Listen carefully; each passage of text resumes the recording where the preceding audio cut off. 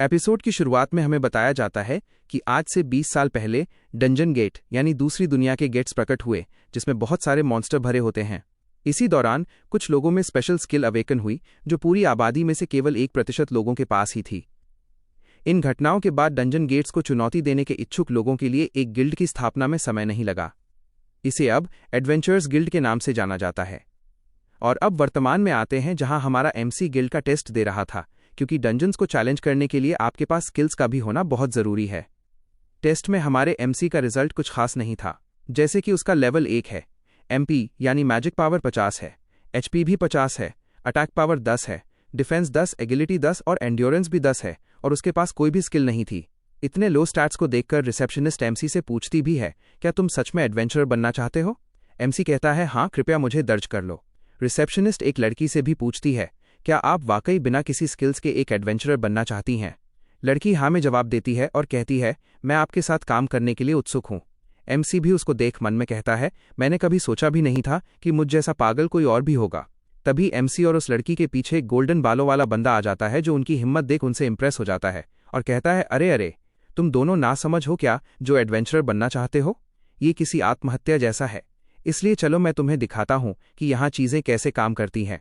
Receptionist बोलती है, तो ठीक है, फिर मैं इन दोनों की जिम्मेदारी आप पर छोड़ती हूँ फूकोमोटो-सान। फूकोमोटो भी बोलता है, वैसे तो एडवेंचर्स को F से लेकर S रैंक तक श्रेणियों में बांटा गया है, या यूँ कहें कि बीच के C रैंक में कई अनुभवी लोग हैं। फिर मैं उन्हें ठीक से काम सिखाऊंगा, आखिर मैं भी तो C रैंक का ही हूँ। फिर सीन चेंज होता है, वो लड़की मस्त मज़े में आगे जा रही होती है और फिर MC से कहती है, शायद ये बात तुम्हें मुझसे सुनना अजीब लगे, लेकिन तुम एडवेंचरर क्यों बनना चाहते हो? MC जवाब देता है, क्योंकि एडवेंचरर खूब पैसा कमाते हैं। मेरे पास कोई स्किल न होने के बावजूद मैं अपने सपनों को पूरा करना चाहता हूँ। और डंजन में तुम जब भी किसी मॉन्स्टर को हराते हो तो वो कई प्रकार के मैजिक स्टोन और आइटम्स ड्रॉप करता है, जो बहुत कीमती होते हैं। सबसे लो यानी F रैंक का स्टोन ही 10,000 रुपये पर पीस में बिकता है। और मेरे पास एक रीज़न भी है खूब सारे पैसे कमाने का, चाहे कुछ भी हो जाए। और बताता है, मैं अपनी 15 साल की छोटी बहन के साथ रहता हूँ। हमारे माता पिता एक दिन गायब हो गए और मैं ही उसकी ट्यूशन फीस का भुगतान करता हूँ। हम गरीब थे लेकिन बहुत खुश थे। लेकिन एक दिन जब मैं घर पहुंचा और अपनी बहन यूरी को आवाज़ लगाई, क्या तुम सो रही हो? लेकिन कोई जवाब नहीं आया। मैंने दरवाज़ा खोला और सामने का दृश्य देख के डर गया, क्योंकि उसकी बहन बेहोश पड़ी होती है। फिर हमें हॉस्पिटल का सीन दिखाया जाता है। डॉक्टर बताता है, आपकी बहन ने एक ऐसी क्षमता को जागृत कर लिया है जो उसके अपने शरीर को ही नष्ट कर रही है। इसे स्किल सिंड्रोम नामक बीमारी के रूप में जाना जाता है। ये काफ़ी दुर्लभ है और जापान में ये पहला मामला है। इसका एकमात्र इलाज अमेरिका में विकसित नवीनतम उपचार है। एमसी सोचता है कि अमेरिका में इलाज कराने के लिए तो बहुत सारे पैसों की ज़रूरत होगी। डॉक्टर बताता है, हाँ, इसमें लगभग 500 मिलियन रुपए का खर्च होगा, और इसलिए ही एमसी बहुत सारा पैसा कमाना चाहता है ताकि वो अपनी बहन का इलाज करा पाए। वो लड़की एक्साइटेड होते हुए बोलती है, मुझे पता है एडवेंचर्स वो लोग हैं जो अपने सपनों के पीछे भागते हैं। आपको वाकई में ऐसी चीज़ों की बहुत याद आती है ना? एमसी एक झूठी मुस्कान देता है और कहता है, तुमने बिल्कुल सही कहा, याहू। क्या ये वही नए लोग हैं जिनका जिक्र आपने हमारी पिछली बातचीत में किया था?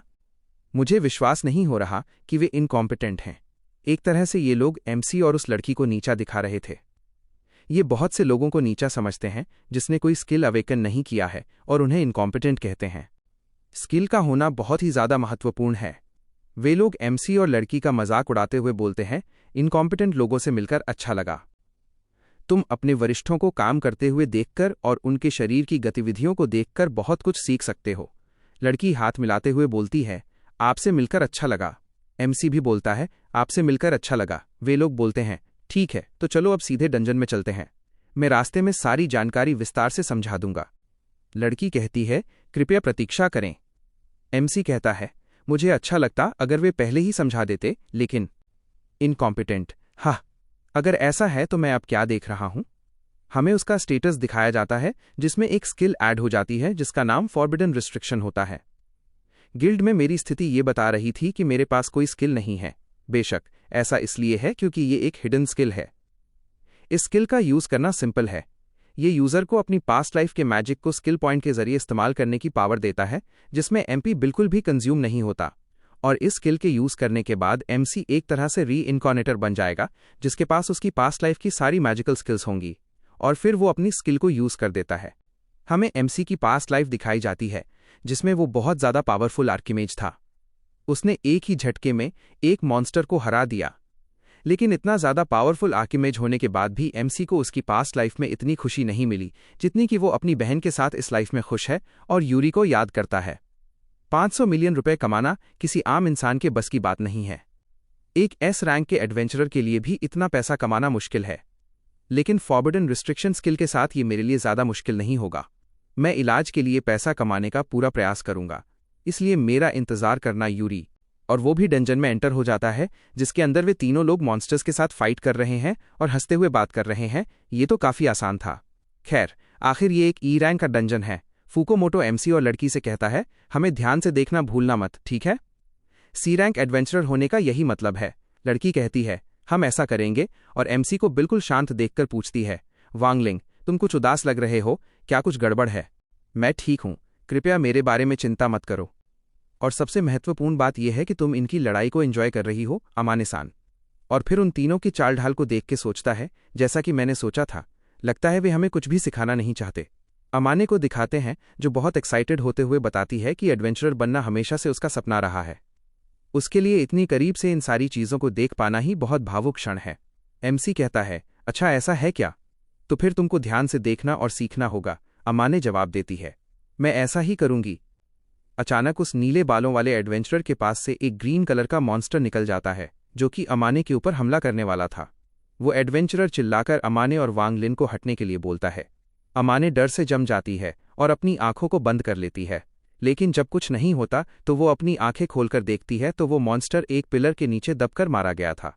फुकोमोटो उनसे पूछता है, अरे क्या तुम ठीक हो? अमाने चिल्लाकर जवाब देती है, हाँ, और वांगलिन से कहती है, ऐसा लगता है कि वो खंभा ठीक समय पर उसके ऊपर गिर गया। वाह, कितनी राहत मिली। वांगलिन कहता है, तुमने बिल्कुल सही कहा। फिर वे तीनों बोलते हैं, तो ठीक है, अब डंजन बॉस की बारी है, तो चलते हैं। और वे लोग बॉस के रूम में आ जाते हैं।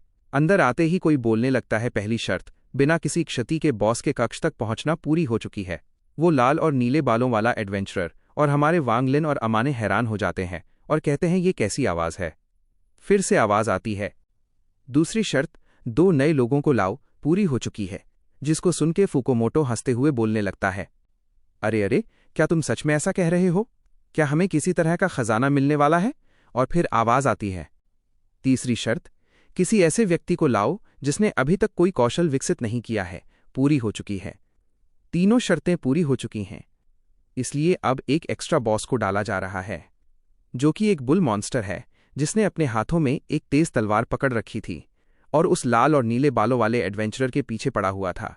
जिसको देख वांगलिन कहता है, ऐसा नहीं हो सकता, इसका मतलब है कि हमारे पीछे हटने का रास्ता बंद हो गया है। अमाने डरते हुए पूछती है, वांगलिन, क्या वे लोग उस चीज़ को हरा पाएंगे? वांगलिन कहता है, हमें उन पर भरोसा करना होगा। लेकिन जो नीले बालों वाला एडवेंचरर, जिसका कि नाम यामादा है, उसके ऊपर वो बुल मॉन्स्टर एक पावरफुल हमला करता है जिसको यामादा डोज नहीं कर पाता, जो उसे आकर जोर से लगता है। उसके दोनों साथी उसका नाम चिल्लाते हैं। फुकोमोटो तेजी से उसे बचाने के लिए आगे बढ़ता है। वांगलिन इस सिचुएशन को देख के मन में कहता है, ये तो बुरा हुआ। अगर वो इतना बड़ा हमला करता है जबकि ताकत में अंतर साफ तौर पर दिखाई दे रहा है, तो उनके ऊपर जवाबी हमला जरूर होगा। फुकोमोटो अपने ऊपर इतने पावरफुल अटैक को आते देखता है तो मन में कहता है, धत तेरे की, तो बस यही था हमारा अंत। माफ करना यामादा, मैं तुम्हारा बदला नहीं ले सका, और उस बुल मॉन्स्टर के अटैक को अपनी बॉडी के ऊपर लेने के लिए रेडी हो जाता है। लेकिन वांगलिन तेजी से स्वॉर्ड लेकर आगे बढ़ता है और फुकोमोटो के आगे आकर उस अटैक को काउंटर करने लगता है। दोनों ही पूरा दम लगा देते हैं, लेकिन वांगलिन अपनी पावर से उस मॉन्स्टर को पीछे हटने पर मजबूर कर देता है। फुकोमोटो भी वांगलिन की इतनी ज्यादा पावर को देखकर शॉक्ड हो जाता है। वांगलिन उनका नाम चिल्लाता है, फुकोमोटो-सान, मेरे पास इस बुल डेमन को सबक सिखाने की योजना है, इसलिए कृपया ठीक वैसा ही कीजिए जैसा मैं कहता हूं। और बताता है सर्वशक्तिशाली हिडन स्किल, फॉरबिडन रेस्ट्रिक्शन। इसमें रेस्ट्रिक्शन होने का एक कारण है कि आप बिना एमपी का उपयोग किए मैजिक का उपयोग करने में सक्षम होने के बदले में सिर्फ स्किल पॉइंट लेता है। मेरे पिछले जीवन के सभी मंत्र जिन्हें मैं जानता हूं, सील कर दिए गए हैं, मेरे शरीर में मौजूद जादुई सर्किट के बरकरार होने के बावजूद। मैं कई बार कोशिश करने के बाद भी कोई जादू नहीं कर पा रहा हूं। एक बार जब मैं इस रेस्ट्रिक्शन से खुद को आज़ाद कर लूंगा, तब मैं शायद अपने पिछले रिकॉर्ड को भी पार कर सकूं। फुकोमोटो उसकी शक्ति को देख अभी भी हैरान होता है और कहता है, ऐसी मूवमेंट्स क्या तुम सच में इनकॉम्पिटेंट हो या तुमने हमसे झूठ बोला? वांग लिन कहता है, हम इस बारे में बाद में बात करेंगे। अभी इस आदमी को हराना सबसे जरूरी है, तो इसलिए क्या आप मेरे लिए थोड़ा समय निकाल सकते हैं? बस थोड़ा सा ही काफी होगा। फुकुमोटो कहता है, समझ गया, मैं अपनी तरफ से पूरी कोशिश करूंगा। वांग लिन कहता है, आपका बहुत बहुत धन्यवाद।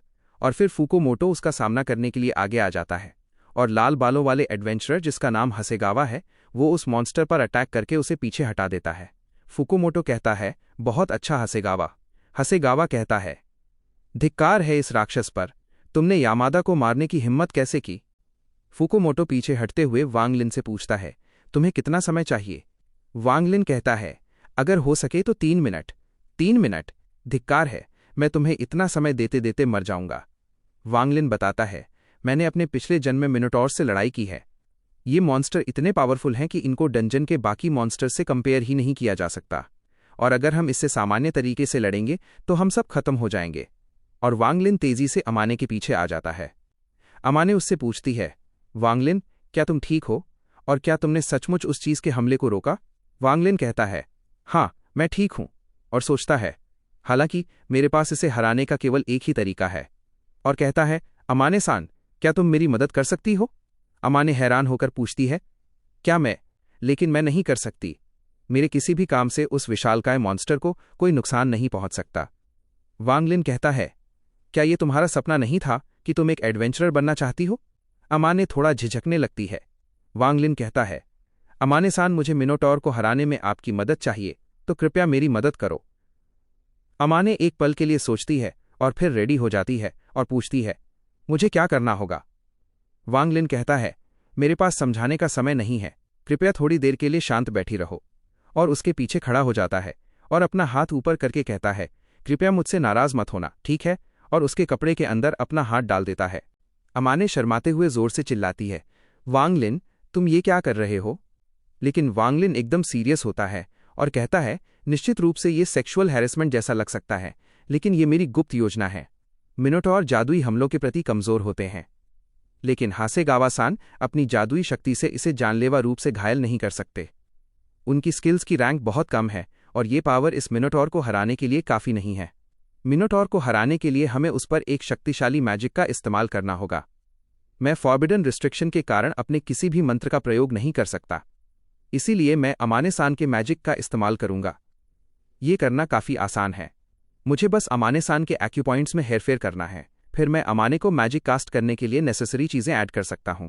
खैर, फिर भी ये शायद सेक्सुअल हैरेसमेंट ही है। अमाने को देखते हैं जो बहुत शर्मा रही थी, और फिर वांग लिन के हाथ को दूर करते हुए बोलती है, वांग लिन, अब बस करो। लेकिन वो हैरान हो जाती है क्योंकि उसकी बॉडी में अचानक पावर आने लगती है। वांग लिन उससे पूछता है, क्या तुम्हें अपने शरीर के अंदर किसी प्रकार की शक्ति का संचार होता हुआ महसूस हो रहा है? अमाने हैरान होकर जवाब देती है, हाँ, और पूछती है, तुमने आखिर किया क्या वांग लिन? वांग लिन उसे बताता है, सरल शब्दों में कहें तो मैंने तुम्हारी बॉडी के एक्यूपॉइंट्स को खोल दिया है जिससे तुम मैजिक का इस्तेमाल कर सकती हो। अमाने हैरान होकर कहती है, मैजिक? लेकिन मेरे पास कोई स्किल ही नहीं है। ये ठीक है अमाने, तुम्हारे अंदर मैजिक का टैलेंट है। मैं खुद कुछ कारणों से जादू का इस्तेमाल नहीं कर सकता, तो इसलिए मैं तुम पर भरोसा कर रहा हूं। हमें फुकुमोटो को दिखाते हैं जो उस मॉन्स्टर के अटैक से पीछे आकर दीवार से टकराता है और बहुत ज्यादा घायल हो जाता है, और चिल्लाते हुए वांग लिन से कहता है, अरे न्यूबीज, जल्दी करो, नहीं तो हम आज यहीं पर खत्म हो जाएंगे।